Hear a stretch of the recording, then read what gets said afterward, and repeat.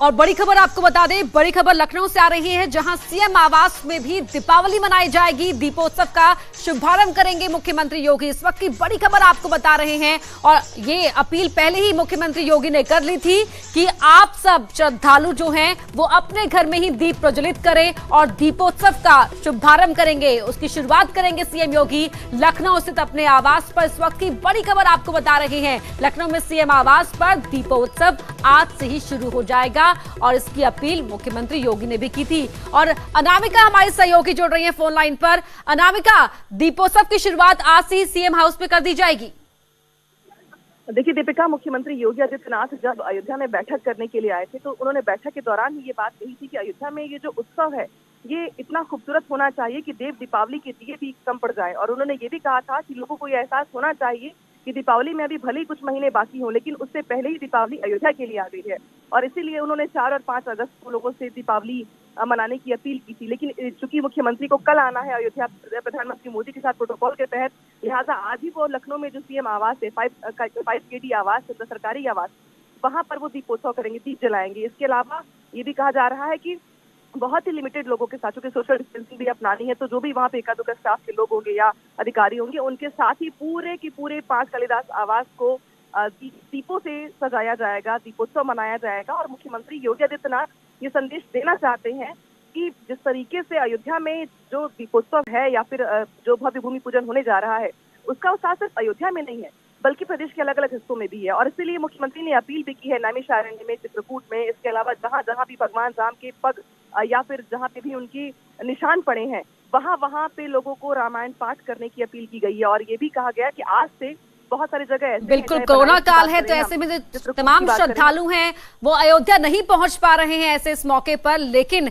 इसीलिए सीएम योगी ने कहा था कि आप अपने घर में ही रहकर दीप प्रज्वलित करें, रामचरितमानस का पाठ करें। बहुत शुक्रिया अनामिका आपका इस पूरी जानकारी के लिए। और बड़ी खबर, दीपोत्सव का शुभारंभ आज से मुख्यमंत्री योगी कर रहे हैं। और देखिए, ये अपनी भावनाओं का इजहार करने के लिए एक बहुत ही खूबसूरत तरीका भी है जब हम दीप जलाते हैं। और दीप जलाने का एक संदेश ये भी है कि अंधेरा छट गया है, उजाला हो गया है। और जब भगवान राम वनवास से लौटे थे तो उस वक्त भी दीप प्रज्वलित किए गए थे। तो एक ही जो यहाँ पर चीज की जा रही है, यानी कि दीपों का प्रज्वलन किया जाना है और उसके कई तमाम अलग अलग मायने हैं। और अब आपको बताते हैं कि पीएम मोदी जो अयोध्या पहुंच रहे हैं वो 5 अगस्त का उनका मिनट टू मिनट कार्यक्रम क्या है उसकी एक एक चीज हम आपको डिटेल बताते हैं। सुबह 9:35 पर प्रधानमंत्री दिल्ली से रवाना होंगे, सुबह 10:35 पर लखनऊ पहुंचेंगे और सुबह 10:40 पर वो हेलीकॉप्टर से अयोध्या रवाना होंगे। तो वहीं अगर हम अयोध्या की बात करें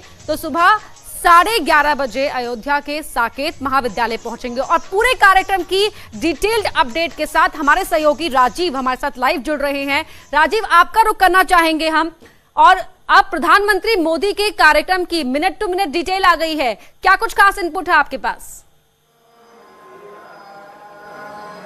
देखिए, प्रधानमंत्री नरेंद्र मोदी कल अयोध्या में 2 घंटे 50 मिनट बिताएंगे और वो 11:30 पर हेलीकॉप्टर के जरिए सबसे पहले साकेत महाविद्यालय में बनाए गए हेलीपैड पर पहुंचेंगे और फिर 11:40 पर इस वक्त अयोध्या की इसी हनुमानगढ़ी में जहां पर मैं खड़ा हूं वहां पर पहुंचेंगे और हनुमान जी की पूजा अर्चना करेंगे। क्योंकि अयोध्या में ये मान्यता है कि जब तक हनुमान जी का दर्शन पूजन नहीं किया जाता तब तक श्री राम के दर्शन पूजन का फल नहीं मिलता। और यही कारण कि खुद प्रधानमंत्री नरेंद्र मोदी यहाँ हनुमानगढ़ी पहुंचेंगे और हनुमान जी की पूजा अर्चना करेंगे।